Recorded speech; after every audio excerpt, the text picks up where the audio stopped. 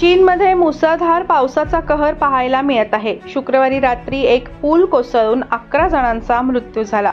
वृत्तसंस्था शिन्हुआने दिलेल्या माहितीनुसार उत्तर चीनमधील शान्क्सी या प्रांतामध्ये शुक्रवारी रात्री 8:40च्या सुमारास हा पूल कोसळला। शनिवारी सकाळपर्यंत बचाव कार्यात 5 वाहनं बाहेर काढण्यात आली होती। उर्वरित लोकांचा शोध सुरू आहे।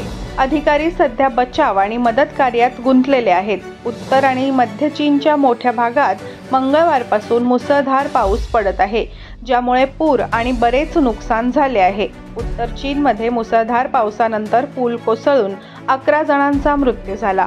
शिन्हुआच्या वृत्तानुसार शनिवारी सकाळपासून बचाव कार्य सुरूच होते, ज्यामध्ये आतापर्यंत 5 वाहनं पाण्यातून बाहेर काढण्यात आली आहेत।